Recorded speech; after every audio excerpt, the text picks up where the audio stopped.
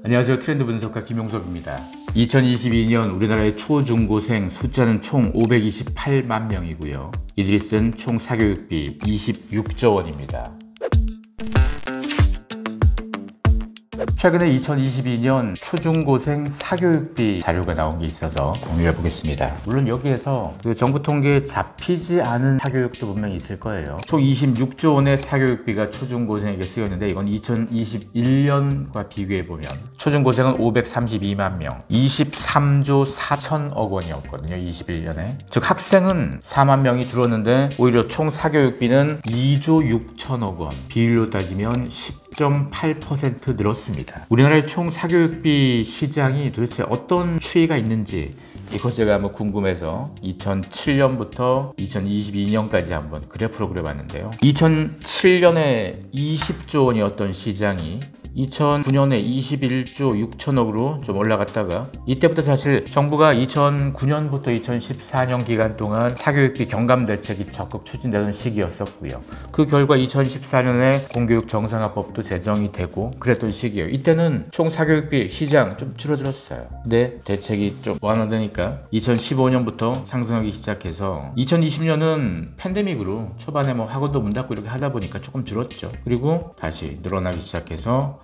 대세 상승의 흐름들을 이어오고 있습니다. 근데 여기에서 우리가 궁금증이 생기죠. 초중고생 학령 인구는 줄어든다 라고 그러는데 이렇게 사교육 시장은 계속 커지는 거잖아요. 학령 인구가 얼마나 줄었냐? 이것도 1990년부터 계속 줄어듭니다. 2007년에 아까 총 사교육비 시장 20조였던 당시에 우리나라에 776만 6천 명 정도였어요. 근데 26조 원으로 확 늘어났던 2022년은 528만 명 정도입니다. 즉 2007년과 2022년 학생 수는 248만 명 줄었습니다. 근데 사교육비는 무려 6조 원 증가했습니다. 분명히 상식적으로 보자면 사람 수가 줄었는데 전체 사교육비 쓰는 규모도 줄어들어야 정상스러워 보이지만 그렇진 않은 거죠. 그래서 사교육을 하는 학생들의 월 평균, 마찬가지 여기도 정부의 사교육비 경감 대책이 추진되는 시기에는 조금 정체되거나 멈춰있는 느낌이지만 이게 다 끝나니까 바로 가파르게 오르기 시작해서 2022년 기준으로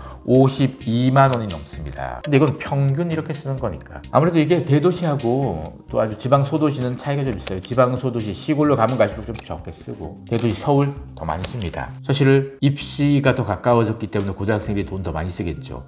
고등학교 1, 2학년 기준으로 봤을 땐 70만 원 넘습니다. 자, 여기에다가 사교육을 다 받는 건 아니잖아요. 사교육을 받는 학생의 비율 2022년 기준으로 78.3%, 10명 중에 8명이 사교육을 받는 거예요. 지금 이것도 역대 최대 수치인데요. 2020년 훅 줄어든 건 이거는 사교육 시장이 무너진 것도 아니고 사실은 팬데믹 때문에 학원이 문 닫아서 그리고 학생들이 학교도 안 가고 밖에 안 나가서 생긴 일이니까 대상 없는 거죠. 2016년부터 2022년까지 보면 가파르게 높아지고 있습니다. 그리고 여기 보시면 정부의 사교육비 경감 대책이 추진되는 그 시기에는 사교육에 대한 참가율이 계속 줄어들긴 했어요. 확실히 이때 정부의 대책이 효과가 있었다는 의미이기도 합니다. 그리고 초등학교, 중학교, 고등학교 별로 봐도 가장 많이 쓴 건 초등학생입니다. 초등학생이 거의 12조 정도, 이것도 전년 대비 13% 늘었고요. 중학교, 고등학교 한 각각 7조 정도씩, 이것도 전년 대비 꽤 늘었습니다. 확실히 2016년부터 상승 기조를 계속 가고 있습니다. 상식적으로는 학령 인구가 계속 줄어드니까 사교육 시장도 어렵고 교육업계도 좀 타격이 있겠지라고 봤는데 실상은 그렇지가 않았어요. 자녀가 하나밖에 없고 그 자녀에게 투자를 더 많이 하는 거죠. 거기다가 불안한 겁니다. 서울대 나와도 그다지 취직 안 될 수도 있다는데 이런 얘기도 있고 사람들이 갖고 있는 대학에 대한 기준들이 점점 더 상향되다 보니까 사실 사교육에 대한 투자는 더 많이 할 수밖에 없습니다. 그래서 학령 인구는 지속적으로 줄어가는데 사교육비 시장 지속적으로 늘어가는 살짝 아이러니한 상황이긴 하지만 이 상황 속에서 정말